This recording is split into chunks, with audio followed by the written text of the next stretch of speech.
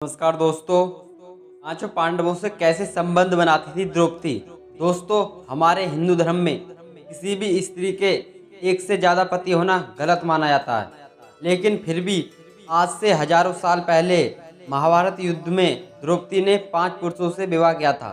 ऐसे में यह सोचने वाली बात है कि आखिर उस समय ऐसी क्या मजबूरी थी कि द्रौपदी को 5 पुरुषों से विवाह करना पड़ा, और द्रौपदी ने अपने 5 पतियों के साथ अपना पत्नी धर्म कैसे निभाया होगा।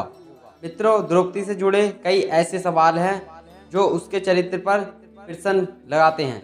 अगर आप भी द्रौपदी के जीवन से जुड़े रहस्य जानना चाहते हो तो वीडियो के अंत तक बने रहना। मित्रों, वीडियो में आगे बढ़ने से पहले आप सभी से एक छोटा सा निवेदन है। यदि आप हमारे चैनल पर पहली बार आए हैं तो हमारे चैनल को सब्सक्राइब करें। आपका ज़्यादा समय ना लेते हुए आगे बढ़ते हैं। महाभारत के अनुसार उस वक्त द्रौपदी के जन्म से पहले द्रौपदी के पिता राजा द्रौपद और द्रोणाचार्य के बीच घंघोर युद्ध हुआ था। इस युद्ध में गुरु द्रोणाचार्य ने राजा द्रौपद को हराकर उनके आधे राज्य पर कब्जा कर लिया था। युद्ध में हारे हुए राजा द्रौपद ने द्रोणाचार्य से बदला लेने के लिए पुत्र प्राप्ति की इच्छा से एक यज्ञ का आयोजन कराया। यज्ञ की वेदी के मध्य भाग से एक पुत्र के साथ साथ एक अत्यंत सुंदरी कन्या प्रकट हुई। इस तरह की नेत्र कमल के समान कोमल तथा घुंघराले बाल और उसका रंग सांवला था। ब्राह्मणों ने जब उस कन्या को देखा तो उन्होंने कहा कि कन्या के रूप होने के साथ साथ भगवान कृष्ण की भी हैं, इसलिए इनका नाम कृष्णा होगा।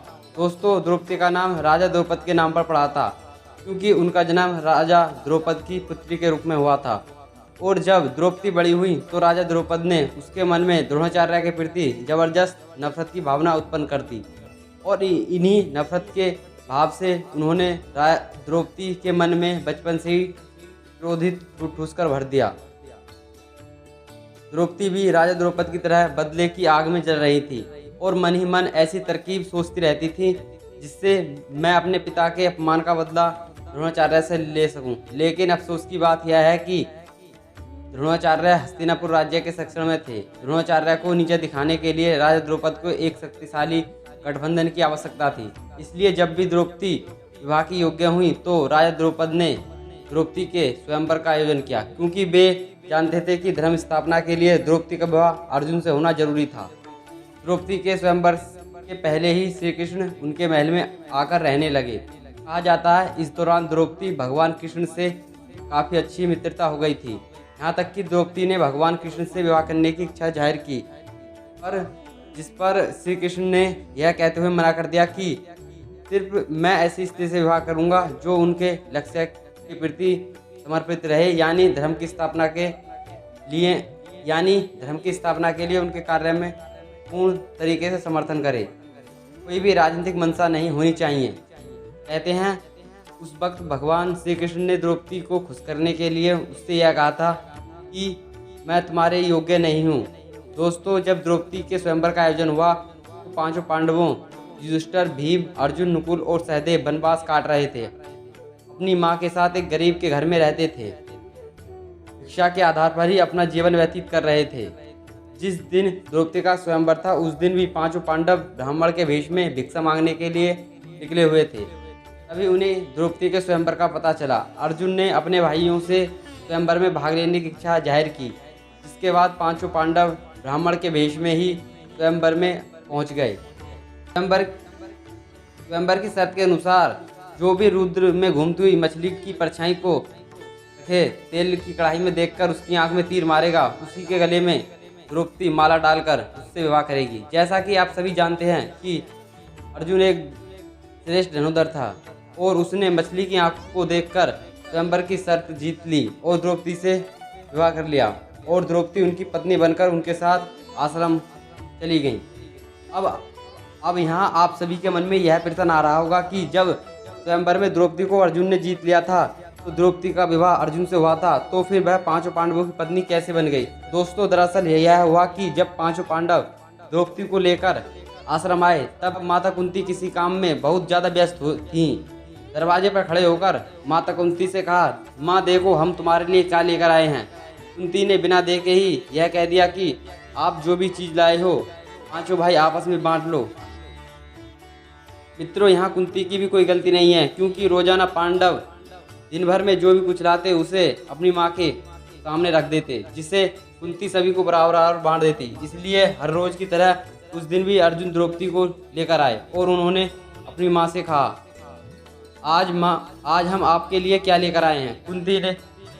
कुंती घर के काम में व्यस्त थी, इसलिए उन्होंने बिना देखे ही यह कह दिया कि जो भी चीज़ लाए हो उसे आपस में बराबर बांट लो। हालांकि अपनी माँ की यह बात सुनकर सभी पांडव सदमे में आ गए और द्रौपदी भी एकदम शांत महसूस हो गई।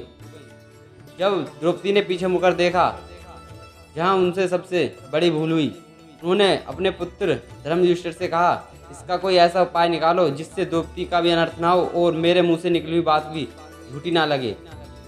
जब इसका कोई हल नहीं निकला, जब पांडव अपनी माँ की बात का मान रखते हुए द्रौपदी से विवाह करने के लिए तैयार हो गए। लेकिन जब इस बात का पता राजा द्रौपद को चला तो वह काफी परेशान हो गए। राजा द्रौपद की चिंता को दूर करने के लिए महर्षि व्यास ने राजा द्रौपद को द्रौपदी के पूर्व जन्म की कहानी सुनाई।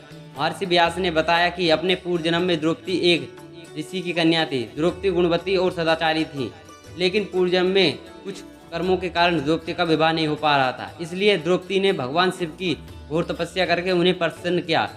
शिव जी ने द्रौपदी को मनचाहा वरदान देने की बात कही। तब द्रौपदी ने सोचा कि एक ही वरदान में उनकी सारी इच्छाएं पूरी नहीं हो सकती, इसलिए उन्होंने घुमा फिराकर महादेव से वरदान मांगा। द्रौपदी ने महादेव से कहा, हे प्रभु, मेरा विवाह ऐसे व्यक्ति से हो जो धर्म का बड़ा ज्ञाता हो, सबसे बड़ा बलवान हो और सभी विद्याओं में कुशल हो, उसे नक्षत्रों का पूर्ण तरीके से ज्ञान हो। द्रौपदी सबसे अधिक सुंदर अक्षरों में चालाकी दिखाते हुए यह पांचों वरदान एक ही वरदान में मांगती है। हालांकि महादेव ने उसके मन की बात पहले ही समझ गए, लेकिन महादेव ने वहां वरदान देने का वचन दिया। इसलिए महादेव ने कहा, मैं तेरी चालाकी समझ चुका हूँ और तुझे अगले जन्म में एक नहीं बल्कि 5 पति मिलेंगे। यह सुनकर द्रौपदी चिंतित हो गई और महादेव से प्रार्थना करने लगी, हे प्रभु, मैं आपकी कृपा से केवल एक ही पति चाहती हूँ। इस पर शिव जी ने कहा, मेरा वरदान व्यर्थ नहीं जा सकता, इसलिए तुझे 5 पति प्राप्त होंगे।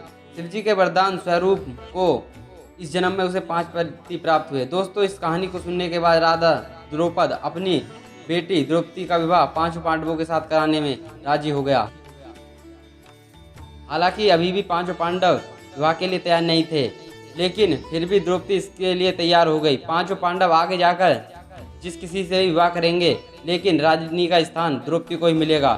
कि द्रौपदी इस शर्त को मानने के लिए 5 पांडवों से तैयार हो गई।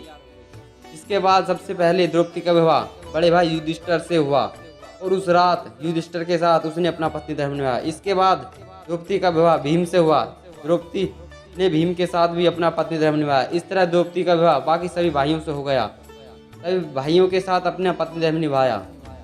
अब यहाँ सोचने वाली बात यह है कि जब द्रौपदी का विवाह सबसे पहले युधिष्ठिर से हुआ और द्रौपदी ने उसके साथ अपना पत्नी धर्म निभाया, तो फिर 5 पांडवों के साथ द्रौपदी ने अपना पत्नी धर्म कैसे निभाया होगा। तो दोस्तों, द्रौपदी हर बार पत्नी धर्म निभाने के लिए समर्थ थी, क्योंकि द्रौपदी को आजीवन कुंवारी रहने का वरदान मिला था। इसलिए जब भी वह एक भाई से दूसरे भाई के पास जाती तो वह वापस से कुंवारी हो जाती। 5 पांडवों के विवाह के बाद कहते हैं, एक दिन देवर्षि नारद 5 भाइयों से मिलने आए और उनके हिस्से के लिए चिंतित थे। धर्मराज युधिष्ठिर से 5 पांडवों से कहते हैं, द्रौपदी 5 भाइयों की पत्नी है, इसलिए तुम लोगों को द्रौपदी को लेकर कुछ नियम बना लेना चाहिए कि कौन भाई कितने समय तक द्रौपदी के साथ समय व्यतीत करेगा। नारद मुनि की यह बात सुनकर धर्मराज युधिष्ठिर नारद मुनि से कहते हैं कि प्रभु, हम 5 भाइयों ने आज तक अभी भी द्रौपदी को लेकर कोई मनमुटाव नहीं हुआ और फिर भी मुझे पूरी उम्मीद है कि भविष्य में हमारे बीच कोई ऐसा नहीं होगा, लेकिन हम आपकी बात नहीं टाल सकते, इसलिए मैं आज ही नियम बनाऊंगा। नारद मुनि के जाने के बाद धर्मराज युधिष्ठिर नियम बनाते हैं कि द्रौपदी हर साल 5 पांडवों में से किसी एक पांडव के साथ ही अपना समय व्यतीत करेगी और द्रौपदी अपने समय में जब किसी एक पांडव के साथ होगी तो दूसरा पांडव उस कमरे में नहीं जा सकता। यदि कोई गलती करता है तो उसे सजा के तौर पर वनवास में जाकर ब्रह्मचर्य का पालन करना होगा। एक बार की बात है, एक ब्राह्मण की मदद के लिए ना चाहते हुए भी गलती से अर्जुन द्रौपदी के कमरे में चले गए। उस वक्त द्रौपदी कमरे में धर्मराज युधिष्ठिर के साथ आनंदित हो रही थी। हालांकि अर्जुन ने धर्मराज युधिष्ठिर का नियम का पालन करने के लिए तोड़ दिया, फिर भी युधिष्ठिर की बात का मान रखने के लिए चले जाते हैं। मित्रों, भले ही आज लोगों के बीच बड़े छोटे की लिहाज नहीं है, लेकिन द्वापर युग में अपनों से बड़े की बात का मान रखना ही हर इंसान का कर्तव्य होता था। इसलिए पांचों पांडवों ने धर्म के मार्ग पर चलते हुए हमेशा अपनों से बड़े का मान रखा और उनके लिए हमेशा वो काम किया जो धर्म के लिए होता। तो दोस्तों, उम्मीद करते हैं यह वीडियो आपको पसंद आई होगी। अगर वीडियो पसंद आई हो तो वीडियो को लाइक करें, चैनल को सब्सक्राइब करें और अपने मित्र बंधुओं के साथ शेयर करें। धन्यवाद।